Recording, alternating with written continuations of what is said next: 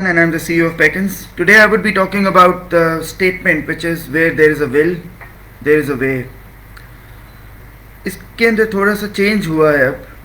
पूरी दुनिया अब इसको ये नहीं कहती where there is a will, there is a way. वो कहते हैं where there is a will, there is a wave.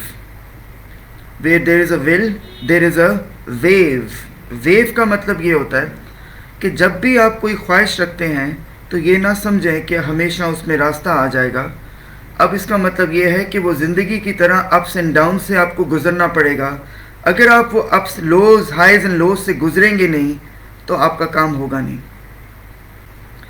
This is something I tell to my students all the time, चाहे वो SAT के हैं, GRE के हैं, IELTS के हैं या किसी भी और कोर्स के हैं, कि अगर आपको एक दिन के अंदर 10 बार फीलिंग आ रही है कि आप गिव अप कर जाएं, इसका मतलब है आप सही प्रिपेयर कर रहे हैं. I can give you material which is so easy that you will look at the material and you will say ये तो बड़ा आसान है, ये तो मेरे से हो जाएगा. एग्ज़ाम वाले दिन आप बहुत बुरी तरीके से फेल हो जाएंगे. अब इस चीज़ को समझें कि अगर आप कुछ लर्न कर रहे हैं और इन एग्ज़ाम्स का पर्पस समझें, the exams serve the purpose that they want you to cover all those things which were not covered in normal Pakistani education system. जो पाकिस्तान के नॉर्मल एजुकेशन सिस्टम में कवर नहीं हुआ था.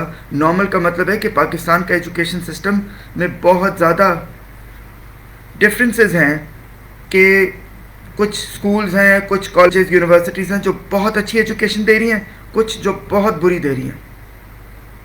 और अनफॉर्चुनेटली ज़्यादातर का जो कनेक्शन है वो पैसे से रिलेटेड है, कि जितना ज़्यादा महंगा स्कूल होगा उतना ही वो बेहतर एजुकेशन दे सकेंगे. Now I just want to tell you that if you feel कि आपने सोचा है और आपको आसानी से कुछ मिल जाएगा, कभी भी ज़िंदगी में कोई ख्वाहिश होगी तो वे नहीं मिलता, वेव मिलती है. अब आपको ऊपर नीचे स्ट्रेस हर चीज़ से गुजर के आगे रास्ते पे जाना पड़ेगा. और पहले दिन के ऊपर I make all students right it down on their folders that I would never give up.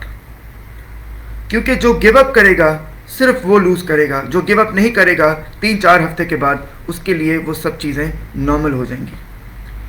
एक स्टूडेंट जो मेरे से पहले पढ़ चुका होता है वो एक प्रॉमिस करता है मेरे से जब वो जा रहा होता है, जब उसका कोर्स ख़त्म हो चुका होता है, कि अगर वो ज़िंदगी में कभी भी किसी स्टूडेंट को रेफ़र करेगा तो वो हमेशा उससे प्रॉमिस लेगा कि वो गिव अप ना करे, मेरी हर बात माने.